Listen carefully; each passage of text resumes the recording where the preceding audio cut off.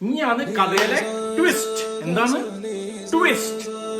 ഈ ഉള്ളിത്തീയൽ വെച്ച് നമുക്ക് അത് ഒരു സീ ഫുഡ്, അതായത് ക്രാബ്, ഞണ്ട് ഇട്ട് അതൊന്ന് വഴറ്റിയെടുക്കാം.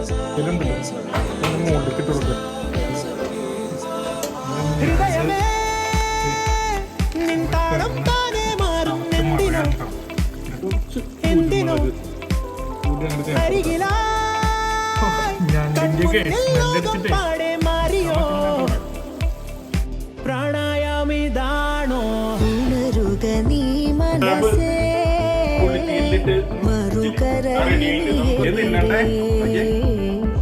അവളുടെ പുലരി വരെ തുഴയുമോ നീ തനിയെ